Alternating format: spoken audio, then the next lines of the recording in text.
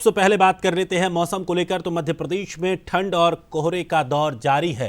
राजधानी भोपाल में घना कोहरा छाया रहा। 12 जनवरी तक अब ऐसा ही मौसम रहने का अनुमान मौसम विभाग ने जताया है।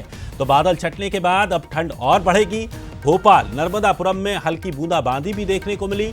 तो हरदा में तेज बारिश से ठंड और बढ़ गई है। इसके अलावा अगर बात करें ग्वालियर, उज्जैन, इंदौर, जबलपुर में मौसम सर्द रहा है।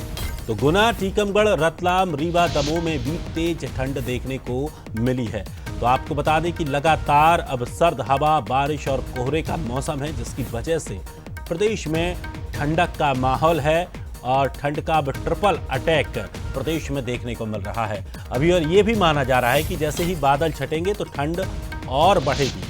तो भोपाल, नर्मदापुरम में हल्की बूंदाबांदी हुई है। हरदा में तेज बारिश हो रही है, जिससे ठंड और बढ़ गई है। और चलिए, अधिक जानकारी के लिए हमारे सहयोगी ग्वालियर से उमेश पारासर हमारे साथ जुड़ गए हैं। उमेश, मौसम को लेकर देखा जाए तो ट्रिपल अटैक प्रदेश में देखने को मिल रहा है। सर्द हवाएं हैं, कोहरा है और बारिश का भी कहीं कहीं नजारा देखने को मिल रहा है। ग्वालियर में क्या स्थिति है?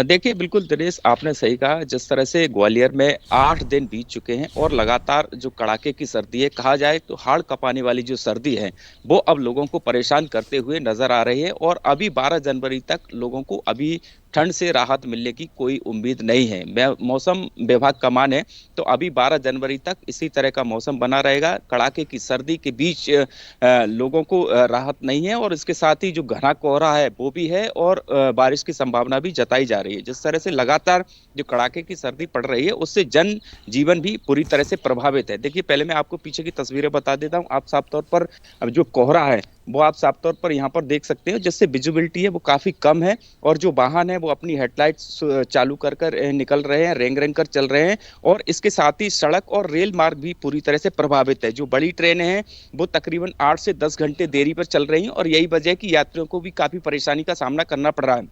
देखिए, जो ग्वालियर है वो हिमाचल प्रदेश से भी ठंडा रहा है। जो टूरिस्ट प्लेस हैं, जहां पर हिल स्टेशन कहा जाता है, वहां लोग जाते हैं ठंड का आनंद लेने के लिए, लेकिन अब वो ग्वालियर में ही देखने को मिल रहे हैं। और इस सर्दी की वजह से जो सर्दी है, ये जो सर्दी है वो अब जानलेवा भी साबित हो रही है। तकरीबन कल अगर ग्वालियर की देखा जाए तो 17 लोगों की हार्ट अटैक से मौत हुई है।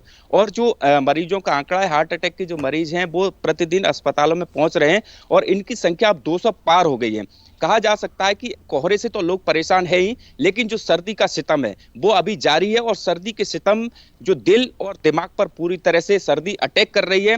ब्रेन स्ट्रोक के जो मरीज हैं उनकी भी संख्या बढ़ रही है और तकरीबन 16 मरीज ऐसे हैं जहां पर ब्रेन अटैक से उनकी डेथ हुई है। तो यानी अब ये सर्दी है वो जानलेवा है। और अभी आज जो पश्चिमी विक्षोभ एक एक्टिव हो गया है जम्मू कश्मीर से, और यही वजह है कि अब 12 जनवरी तक इसी तरह का मौसम रहेगा। यानी अभी ग्वालियर चंबल के लोगों को सर्दी से राहत नहीं मिलेगी। ग्वालियर की बात की जाए, मुरैना की बात की जाए, गुना की बात की जाए, भिंड की बात की जाए, सोपोर की बात की जाए, दतिया की बात की जाए, लगातार यहाँ पर सर्द जो रातें हैं वो बनी हुई हैं। लोगों को काफी परेशानी का सामना करना पड़ रहा है। अब 12 जनवरी के बाद देखनी होगी कि मौसम विभाग के द्वारा क्या स्थिति बनती है और लोगों को कितनी सर्दी से राहत मिल पाती है। जी दिनेश, निश्चित तौर पर और साफ तौर पर यह भी मौसम विभाग ने कहा है कि जैसे जैसे बादल और छटेंगे, सर्दी का प्रकोप और बढ़ता हुआ दिखाई देगा। तो निश्चित तौर पर यहां पर सावधानी रखने की भी बेहद आवश्यकता है। फिलहाल शुक्रिया उमेश जानकारी के लिए।